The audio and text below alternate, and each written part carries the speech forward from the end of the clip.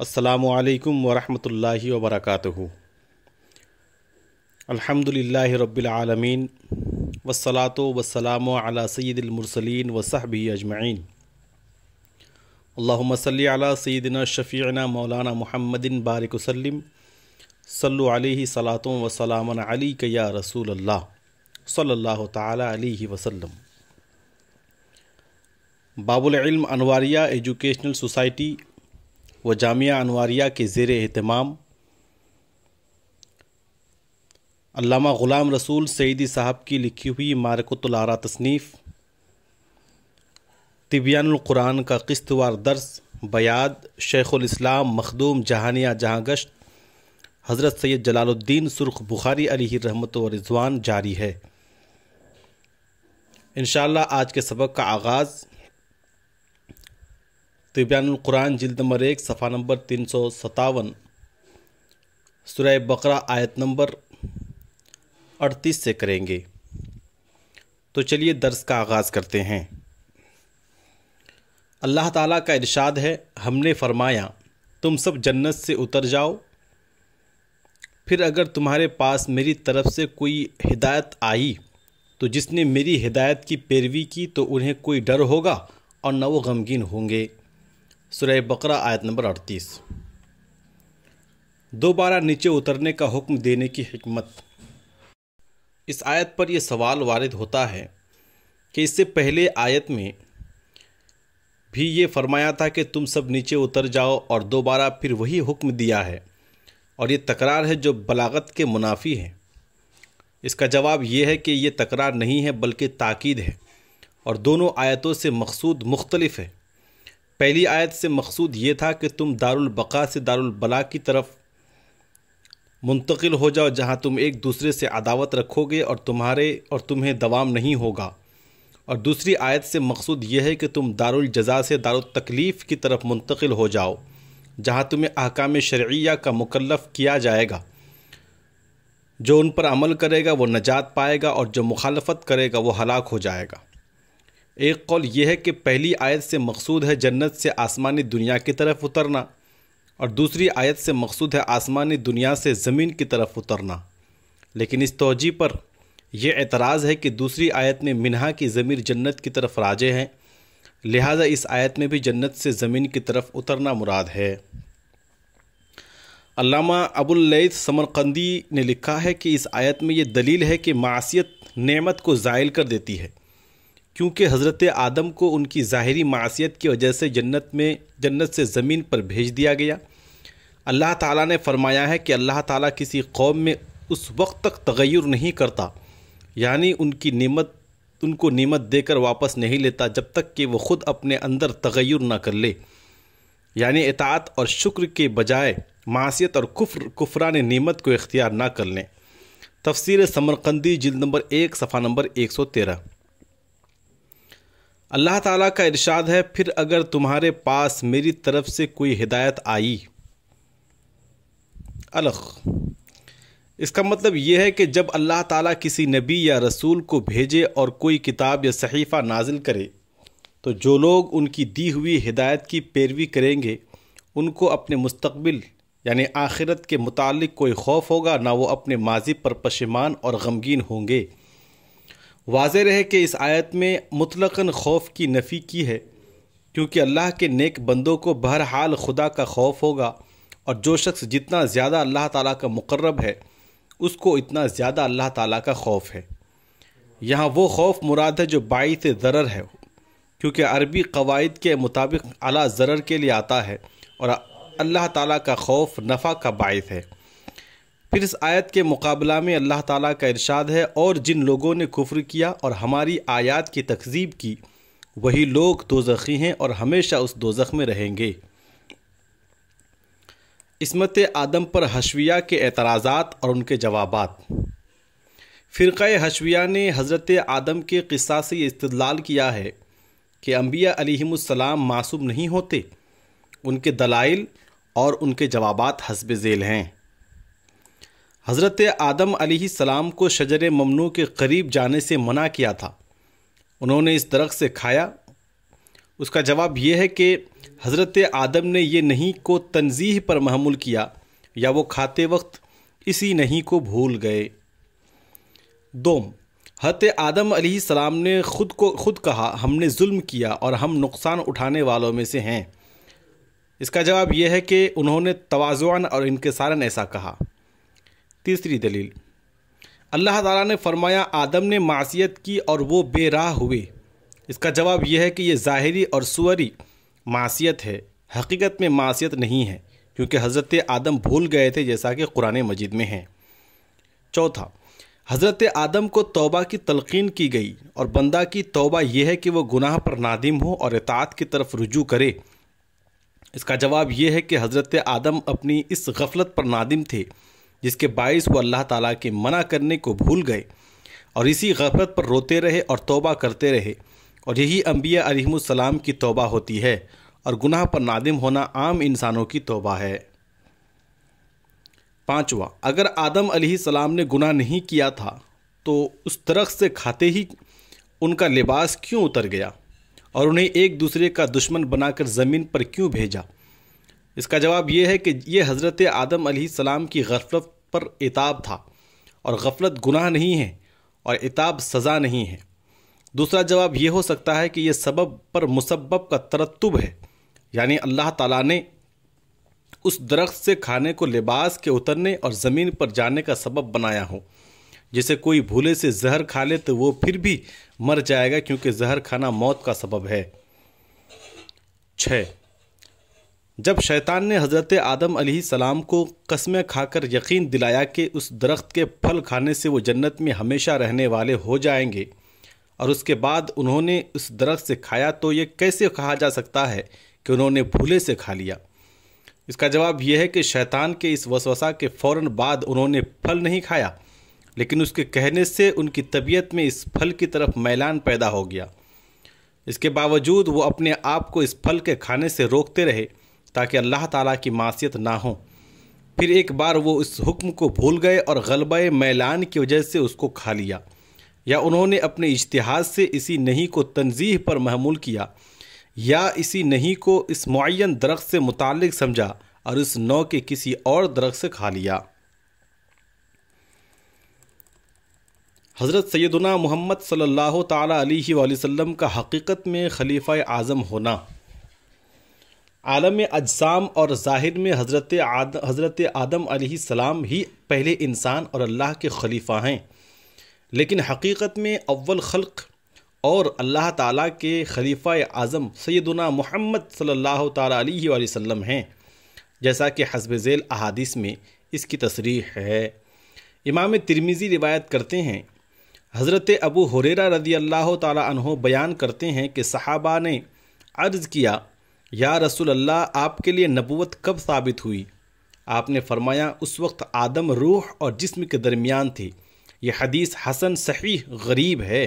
جامع ترمذی صفحہ نمبر 519۔ امام محمد بن سعد اپنی سند کے ساتھ روایت کرتے ہیں، حضرت عبداللہ ابن شقیق رضی اللہ تعالیٰ عنہ بیان کرتے ہیں کہ ایک شخص نے کہا، یا رسول اللہ، آپ نبی کب بنے تھے؟ لوگوں نے کہا، چپ کرو چپ کرو۔ رسول اللہ صلی اللہ تعالیٰ علیہ وآلہ وسلم نے فرمایا، اس کو چھوڑ دو، جس وقت آدم روح اور جسم کے درمیان تھے میں اسی وقت نبی تھا۔ الطبقات الکبریٰ جلد نمبر 1 صفحہ نمبر 148۔ اس حدیث کو امام ابن ابی شیبہ نے بھی روایت کیا ہے، المصنف جلد نمبر 14 صفحہ نمبر 292۔ امام ابن جوزی روایت کرتے ہیں، حضرت میسرۃ الفجر بیان کرتے ہیں کہ میں نے عرض کیا، یا رسول اللہ، اب کب نبی بنے تھے؟ فرمایا، جس وقت آدم روح اور جسم کے درمیان تھے۔ الوفا جلد نمبر 1 صفحہ نمبر 23۔ اس حدیث کو امام حاکم نے بھی روایت کیا ہے اور لکھا ہے کہ یہ حدیث صحیح ہے، اور اس کو امام بخاری اور امام مسلم نے بھی روایت کیا ہے۔ المستدرک جلد نمبر 2 صفحہ نمبر 409۔ امام احمد روایت کرتے ہیں، حضرت عبداللہ ابن شقیق رضی اللہ تعالیٰ عنہ بیان کرتے ہیں کہ ایک شخص نے پوچھا، یا رسول اللہ، اب کب نبی بنائے گئے؟ فرمایا، جس وقت آدم روح اور جسم کے درمیان تھے۔ مسند احمد جلد نمبر 4 صفحہ نمبر 66۔ امام احمد نے عبداللہ ابن شقیق کی روایت کو ایک اور سند سے بھی بیان کیا ہے، اور اس حدیث کو حضرت میسرہ کی سند سے بھی روایت کیا ہے۔ مسند احمد جلد نمبر 5 صفحہ نمبر 379۔ حافظ الحیثمی حضرت مسیرۃ الفجر کی اس روایت کے متعلق لکھتے ہیں، اس حدیث کو امام احمد اور امام طبرانی نے روایت کیا ہے اور اس کی سند صحیح ہے۔ مجمع الزوائد جلد نمبر 8 صفحہ نمبر 223۔ حافظ سیوطی حضرت مسیرۃ الفجر کی اس روایت کے متعلق لکھتے ہیں، اس حدیث کو امام ابو نعیم نے حلیۃ الاولیاء میں روایت کیا ہے اور امام طبرانی نے اس حدیث کو حضرت ابن عباس سے روایت کیا ہے۔ جامع الاحادیث الکبیر جلد نمبر 6 صفحہ نمبر 463۔ امام رازی لکھتے ہیں کہ فرشتوں کو جو یہ حکم دیا گیا تھا کہ وہ حضرت آدم کو سجدہ کریں، اس کی وجہ یہ تھی کہ اس وقت حضرت آدم علیہ السلام کی پیشانی میں حضرت سیدنا محمد صلی اللہ تعالیٰ علیہ وآلہ وسلم کا نور تھا۔ تفسیر کبیر جلد نمبر 2 صفحہ نمبر 302۔ اور علامہ آلوسی لکھتے ہیں، اور نبی صلی اللہ تعالیٰ علیہ وآلہ وسلم ہی حقیقت میں خلیفہ اعظم ہیں، اور زمینوں اور آسمانوں کی بلندیوں میں وہی خلیفہ اور پہلے امام ہیں، اور اگر وہ نہ ہوتے تو آدم پیدا کیے جاتے اور نہ کوئی اور چیز پیدا کی جاتی۔ روح المعانی جلد نمبر 1 صفحہ نمبر 218۔ نیز علامہ آلوسی لکھتے ہیں، سادات صوفیہ کا مسلک ہے کہ فرشتوں میں سے عالین کو سجدہ کرنے کا حکم نہ تھا، اور ان آیات میں جن فرشتوں سے اللہ تعالیٰ نے خطاب فرمایا اور جن کو سجدہ کا حکم دیا اور جنہوں نے سجدہ کیا وہ سب عالین کے ماسوا تھے، کیونکہ جو فرشتے عالین ہیں اور ہر وقت اللہ تعالیٰ کی ذات میں مستغرق رہتے ہیں اور ان کو اللہ تعالیٰ کی ذات کے سوا اور کسی چیز کا شعور نہیں ہوتا، اور اس آیت میں اسی کی طرف اشارہ ہے۔ استکبرت ام کنت من العالین صفحہ نمبر 75۔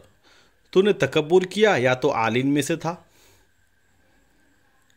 اور عالین میں سے ہی ایک فرشتہ ہے جس کا نام روح، قلم اعلیٰ اور عقل اول رکھا گیا ہے، قلم اعلیٰ اور عقل اول رکھا گیا ہے، اور یہ اللہ تعالیٰ کی ذات کا آئینہ ہے، اور اللہ تعالیٰ کی ذات کا ظہور صرف اس فرشتے میں ہوتا ہے، اور باقی تمام مخلوق میں اللہ تعالیٰ کی صرف صفات کا ظہور ہوتا ہے، اور وہ فرشتہ دنیاوی اور اخروی عالم کا قطب ہے، اور جنت اور دوزخ والوں کا قطب ہے، اور کثیب اور اعراف والوں کا قطب ہے، اور تمام مخلوقات کا مدار اس فرشتہ پر ہے۔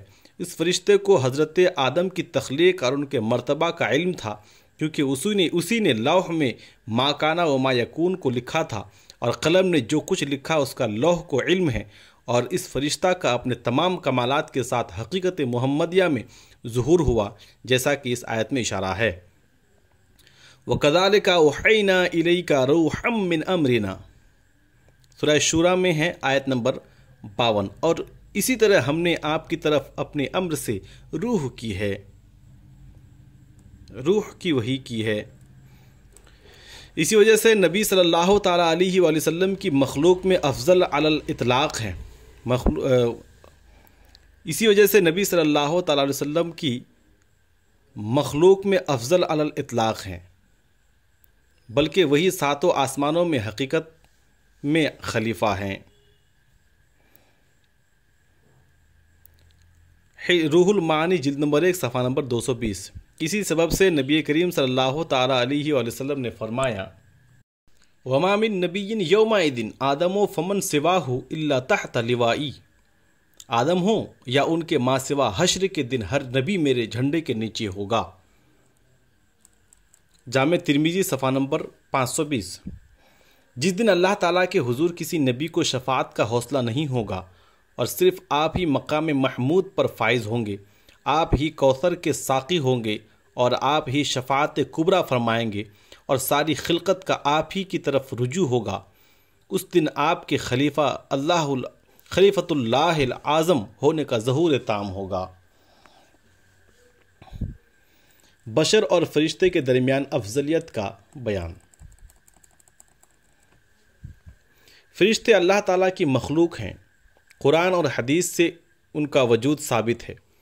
صحیح مسلم میں ہے کہ فرشتوں کو نور سے پیدا کیا گیا، جلد نمبر 2 صفحہ نمبر 413۔ تاہم ہمیں ان کی حقیقت کا علم نہیں ہے۔ وہ معصوم ہیں، ہمیشہ اللہ تعالیٰ کی اطاعت کرتے ہیں اور اس کی نافرمانی نہیں کرتے۔ اس میں اختلاف ہے کہ بشر افضل ہے یا فرشتہ۔ بعض علماء نے کہا فرشتے افضل ہیں، کیونکہ قرآن مجید میں ہے ابلیس نے حضرت آدم سے کہا تم اس شجر سے کھا لو تو فرشتہ ہو جاؤ گے، اور زلیخا کے مہمان عورتوں نے جب حضرت یوسف کو دیکھا تو بے ساختہ کہا یہ بشر نہیں ہے، یہ تو کوئی معزز فرشتہ ہیں۔ اور بعض علماء نے کہا کہ نوع بشر نوع ملائکہ سے افضل ہے، اور اللہ تعالیٰ نے نوع بشر کے ایک فرد کو تمام فرشتوں سے سجدہ کرایا۔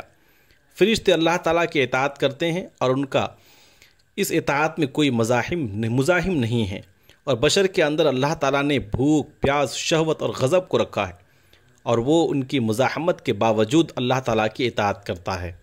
بعض علماء نے کہا فرشتوں کو نور سے بنایا ہے اور بشر کو مٹی سے بنایا ہے، اور نور مٹی سے افضل ہے، اس لیے فرشتے جو ہر ذات کے اعتبار سے بشر سے افضل ہیں۔ لیکن اس پر کون سی شرعی دلیل ہے کہ نور مٹی سے افضل ہے؟ بلکہ ہم کہتے ہیں کہ مٹی نور سے افضل ہے، کیونکہ وہ انبیاء علیہم السلام کا مبدأ خلقت ہے۔ اور بعض علماء نے یہ کہا کہ خواص بشر حضرات انبیاء علیہم السلام خواص ملائکہ اور عام ملائکہ سے افضل ہیں، یعنی خواص ملائکہ اور عام ملائکہ سے افضل ہے، اور خواص ملائکہ رسول ملائکہ عام بشر سے افضل ہے، اور عوام بشر نیک مسلمان، اس میں کفار اور فساق داخل نہیں ہیں، عوام ملائکہ سے افضل ہے۔ بہرحال تفضیل کا یہ مسئلہ ضنی ہے، اس میں کسی جانب قطعیت نہیں ہے، اس لیے بعض علماء نے اس مسئلہ میں توقف کیا ہے۔ قصہ آدم و ابلیس میں حکمتیں اور نصیحتیں۔ پہلی نصیحت اور حکمت، اللہ تعالیٰ نے اپنے بعض علوم اور حکمتوں پر کسی کو مطلع نہیں فرمایا، حتیٰ کہ فرشتوں کو بھی معلوم نہیں تھا کہ حضرت آدم کو خلیفہ بنانے میں کیا حکمت ہے۔ دوسرا، اللہ تعالیٰ قادر مطلق ہے۔ مٹی جس کو عام لوگ حقیر جانتے ہیں، اللہ تعالیٰ نے اس مٹی سے انسان بنایا اور اس کو علوم و معارف سے نوازا، اور اس کو اتنی عزت دی کہ سارے فرشتوں نے اس کو سجدہ کیا۔ تیسرا، انسان اتنی عزت و کرامت کے باوجود ضعیف بنیان ہے، اور وہ بھول گیا اور شجر ممنوع سے کھا لیا۔ چوتھا، اپنی تقصیر پر نادم ہونا اور اللہ تعالیٰ سے توبہ کرنا بلند درجات کے حصول کی دلیل ہے۔ اپنا قصور ماننا آدم کا طریقہ ہے، اور نہ ماننا اور اکڑنا ابلیس کا طریقہ ہے۔ پانچواں، معصیت سے نعمت زائل ہو جاتی ہے اور شکر سے نعمت میں زیادتی ہوتی ہے۔ چھٹا، جنت پیدا کی جا چکی ہے اور وہ جانب علو میں ہے، کیونکہ اللہ تعالیٰ نے فرمایا تم سب اس جنت سے نیچے اتر جاؤ، علو مانا بلندی۔ ساتواں، انسان خلوص دل سے تائب ہو تو اس کی توبہ مقبول ہوتی ہے۔ آٹھواں، حضرت آدم نے بھول سے شجر ممنوع سے کھایا، اس کے باوجود تواضعاً توبہ کی اور کہا ہم نے ظلم کیا، تو اللہ تعالیٰ نے ان کے سر پر تاج خلافت رکھا۔ شیطان نے عمدن نافرمانی کی اور اللہ تعالیٰ سے کہا اے رب تو نے مجھے گمراہ کیا، اور اللہ تعالیٰ نے اس کے گلے میں لعنت کا طوق ڈال دیا۔ نواں، ابلیس آدم اور اولاد آدم کا دشمن ہے اور ان کو زک دینے کی طاق میں لگا رہتا ہے، یعنی تکلیف دینے کی طاق میں لگا رہتا ہے۔ 10واں، حضرت حوا کے توبہ کرنے کا الگ سے ذکر نہیں فرمایا، کیونکہ عورتوں کے احکام مردوں کے احکام کے تابع ہوتے ہیں۔ 11واں، جو شخص اللہ اور اس کے رسول کی اطاعت کرے گا وہ نجات یافتہ ہے، اور جو اللہ اور اس کے رسول کا کفر اور نافرمانی کرے گا وہ عذاب میں ہلاک ہوگا۔ 12واں، ہدایت زبانی بھیجنے کا سلسلہ حضرت آدم سے شروع ہوا اور حضرت سیدنا محمد صلی اللہ تعالیٰ علیہ وآلہ وسلم پر ختم ہو گیا۔ بسم اللہ الرحمن الرحیم۔ یا بنی اسرائیل اذکروا نعمتی التی انعمت علیکم واوفوا بعہدی اوفی بعہدکم وإیای فرہبون۔ اے بنو اسرائیل میری اس نعمت کو یاد کرو، یعنی اس نعمت کو یاد کرو جو میں نے تم کو عطا کی تھی، اور تم میرا عہد پورا کرو، میں تمہارا عہد پورا کروں گا، اور تم مجھ سے ہی ڈرو۔ وَآمِنُوا بِمَا أَنزَلْتُ مُصَدِّقًا لِمَا مَعَكُمْ وَلَا تَكُونُوا أَوَّلَ كَافِرٍ بِهِ وَلَا تَشْتَرُوا بِآيَاتِي ثَمَنًا قَلِيلًا وَإِيَّايَ فَاتَّقُونِ۔ اور اس قرآن پر ایمان لاؤ جس کو میں نے نازل کیا ہے، جو اس کتاب کی تصدیق کرنے والا ہے جو تمہارے پاس ہے، اور تم سب سے پہلے اس کے منکر نہ بنو، اور تھوڑی قیمت کے بدلہ میری آیتوں کو فروخت نہ کرو، اور مجھی سے ڈرو۔ وَلَا تَلْبِسُوا الْحَقَّ بِالْبَاطِلِ وَتَكْتُمُوا الْحَقَّ وَأَنْتُمْ تَعْلَمُونَ، اور حق کو باطل کے ساتھ نہ ملاؤ، اور دیدہ دانستہ حق کو نہ چھپاؤ۔ وَأَقِيمُوا الصَّلَاةَ وَآتُوا الزَّكَاةَ وَارْكَعُوا مَعَ الرَّاكِعِينَ، اور نماز قائم کرو اور زکوٰۃ ادا کرو، اور رکوع کرنے والوں کے ساتھ رکوع کرو۔ أَتَأْمُرُونَ النَّاسَ بِالْبِرِّ وَتَنْسَوْنَ أَنفُسَكُمْ وَأَنْتُمْ تَتْلُونَ الْكِتَابَ أَفَلَا تَعْقِلُونَ، کیا تم لوگوں کو نیکی کا حکم دیتے ہو اور اپنے آپ کو بھول جاتے ہو، حالانکہ تم کتاب کی تلاوت کرتے ہو؟ کیا تم عقل سے کام نہیں لیتے؟ وَاسْتَعِينُوا بِالصَّبْرِ وَالصَّلَاةِ وَإِنَّهَا لَكَبِيرَةٌ إِلَّا عَلَى الْخَاشِعِينَ الَّذِينَ يَظُنُّونَ أَنَّهُمْ مُلَاقُو رَبِّهِمْ وَأَنَّهُمْ إِلَيْهِ راجعون، اور صبر اور نماز کے ذریعہ سے مدد حاصل کرو، اور بے شک نماز ضرور دشوار ہے سوا ان لوگوں کے جو اللہ تعالیٰ کی طرف جھکنے والے ہیں، جو یہ یقین رکھتے ہیں کہ وہ اپنے رب سے ملاقات کرنے والے ہیں اور اسی کی طرف لوٹنے والے ہیں۔ ربط آیات۔ اس سے پہلے اللہ تعالیٰ نے توحید، رسالت اور حشر و نشر پر دلائل قائم فرمائے۔ اس کے بعد اللہ تعالیٰ نے اپنی عام نعمتوں کو ذکر فرمایا جس سے ہر انسان مستفید ہوا، اور ان نعمتوں کا وجود اس پر دلالت کرتا ہے کہ ان کا کوئی موجد ہے جو حکیم اور حمید ہے اور وحدہ لا شریک ہے۔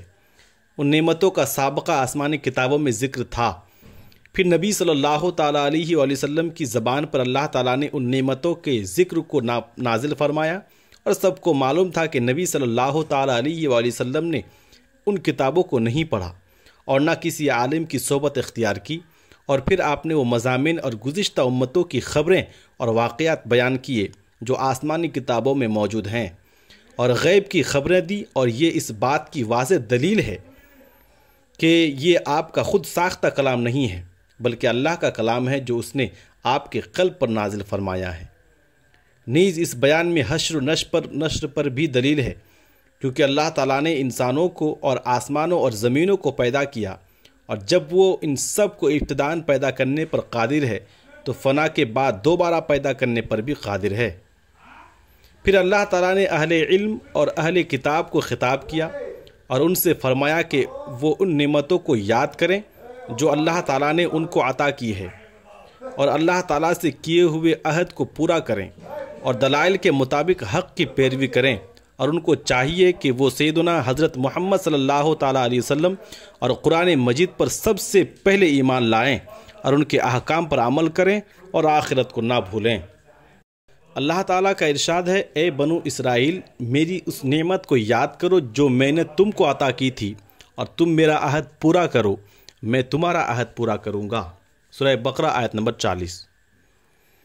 بنو اسرائیل پر اللہ تعالیٰ کی نعمتوں کا بیان اور ان نعمتوں کے یاد دلانے کی وجہ۔ اسرائیل عربی زبان کا لفظ ہے، اس کا معنی ہے اللہ کا برگزیدہ بندہ، یا عبداللہ، یا امیر اور مجاہد، اور یہ حضرت یعقوب بن اسحاق بن ابراہیم خلیل اللہ کا لقب ہے۔ انسان پر اللہ تعالیٰ کی بے شمار نعمتیں ہیں۔ اللہ تعالیٰ کا ارشاد ہے، وَإِن تَعُدُّوا نِعْمَةَ اللَّهِ لَا تُحْصُوهَا، سورہ ابراہیم آیت نمبر 34۔ اور اگر تم اللہ کی نعمتوں کو شمار کرو تو شمار نہ کر سکو گے۔ عام نعمتوں کے علاوہ جو نعمتیں بالخصوص اولاد اسرائیل کو عطا فرمائیں وہ یہ ہیں کہ ان کو آل فرعون سے نجات دی، ان میں سے انبیاء بنائے، ان پر منت و سلوہ نازل کیا، ایک پتھر سے ان کے لیے 12 چشمے روا کر دیے، اور ان کو تورات کا امین بنایا جس میں سیدنا حضرت محمد صلی اللہ تعالیٰ علیہ وآلہ وسلم کی صفات کا بیان ہے۔ اور آپ کی نبوت اور رسالت کا ذکر ہے۔ ہر چند کہ یہ نعمتیں اس زمانہ کے یہود کے آباء و اجداد کو عطا کی گئی تھی، لیکن آباء و اجداد کو دی گئی نعمتیں ان کی اولاد کے حق میں بھی نعمتیں ہوتی ہیں، کیونکہ ان نعمتوں سے ان کو عظمت اور فضیلت حاصل ہوتی ہے۔ خصوصاً یہ نعمتیں ان کی بقا کا سبب ہے۔ اگر فرعون بنی اسرائیل کی نسل کشی جاری رکھتا یا فرعون کے ساتھ بنو اسرائیل کو بھی سمندر میں غرق کر دیا جاتا تو آج دنیا میں یہودیوں کا وجود نہ ہوتا اور وہ کب کے صفحہ ہستی سے مٹ چکے ہوتے۔ اللہ تعالیٰ نے ان کو یہ نعمتیں اس لیے یاد دلائی ہے کہ وہ غور و فکر کریں، اور جب کوئی شخص کسی کی بکثرت نعمتوں کو یاد کرتا ہے تو اس کو اس کی مخالفت سے حیا آتی ہے۔ سو یہودیوں کو اللہ تعالیٰ کے احکام کی مخالفت سے باز آنا چاہیے، اور تورات میں نبی صلی اللہ تعالیٰ علیہ وسلم کی جن صفات کا ذکر ہے ان کو چھپانا نہیں چاہیے، اور تورات کی وساطت سے یہودیوں نے اللہ تعالیٰ سے جو عہد کیا تھا اس کو پورا کرنا چاہیے، اور وہ عہد یہ تھا کہ وہ اللہ تعالیٰ کے کسی حکم کی نافرمانی نہیں کریں گے، اور اللہ تعالیٰ کے احکام میں ایک حکم یہ بھی تھا کہ وہ حضرت سیدنا محمد صلی اللہ تعالیٰ علیہ وسلم پر ایمان لائیں گے۔ تو اللہ بھی ان سے عہد کیا تھا کہ اللہ تعالیٰ بھی ان سے کیا ہوا عہد پورا کرے گا اور ان کو جنت میں داخل کرے گا۔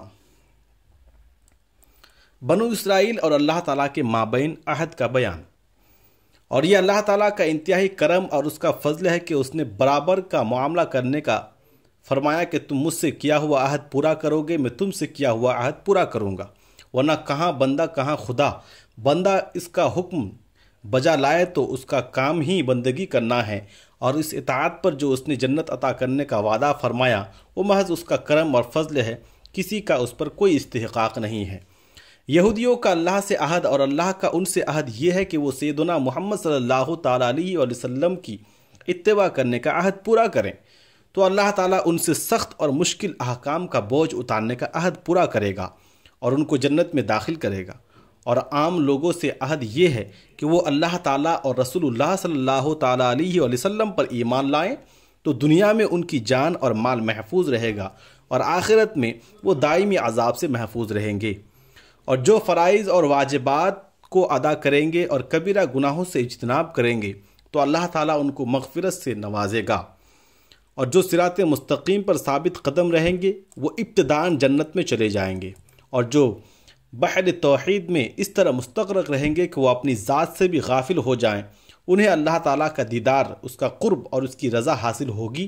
اور اس آیت کے آخر میں فرمایا کہ اس عہد کے معاملے میں خاص مجھ سے ڈرنا، کیونکہ عہد شکنی کی صورت میں اللہ تعالیٰ کے قہر اور غضب کا سامنا ہوگا۔ اللہ تعالیٰ کا ارشاد ہے، اور اس قرآن پر ایمان لاؤ جو میں نے نازل کیا ہے، جو اس کتاب کی تصدیق کرنے والا ہے جو تمہارے پاس ہے۔ سورہ بقرہ آیت نمبر 41۔ قرآن مجید کس چیز میں تورات کا مصدق ہے اور ہر نبی کے زمانہ میں اس کی شریعت پر عمل۔ قرآن مجید کس چیز میں تورات کا مصدق ہے؟ ہر نبی کے زمانہ میں اس کی شریعت پر عمل، یہ ہیڈنگ ہے۔ اور حضور کی رسالت کا عموم۔ اس آیت کا یہ مطلب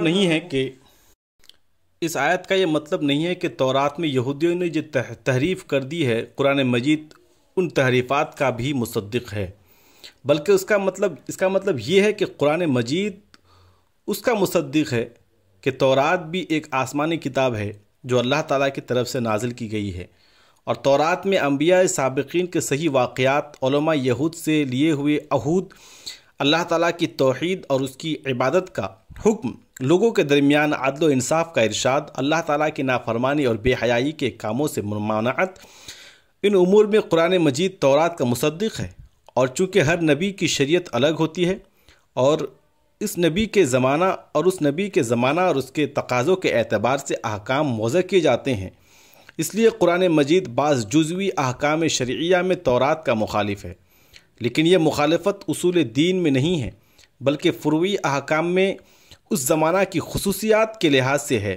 مثلا وضو، نماز، روزہ اور حلال اور حرام چیزوں کی تعداد اور کیفیات میں اختلاف ہے، اور اگر قرآن اس زمانہ میں نازل ہوتا تو اس میں وہی تورات کے احکام ہوتے، اور اگر تورات اب نازل ہوتی تو اس میں وہی قرآن مجید کے احکام ہوتے۔ اس لیے نبی صلی اللہ تعالیٰ علیہ وآلہ وسلم کا ارشاد ہے، امام احمد اپنی سند کے ساتھ روایت کرتے ہیں۔ حضرت جابر ابن عبداللہ رضی اللہ عنہما بیان کرتے ہیں کہ رسول اللہ صلی اللہ تعالیٰ علیہ وآلہ وسلم نے فرمایا، اہل کتاب سے کوئی مسئلہ معلوم نہ کرو، کیونکہ وہ تم کو ہرگز ہدایت نہیں دیں گے، وہ خود گمراہ ہو چکے ہیں۔ ان سے سوال کر کے یا تو تم کسی باطل کی تصدیق کرو گے یا حق کی تکذیب کرو گے۔ بے شک اگر موسیٰ اس وقت زندہ ہوتے تو ان کے لیے میری اتباع کے سوا اور کچھ جائز نہ ہوتا۔ مسند احمد جلد نمبر 3 صفحہ نمبر 338۔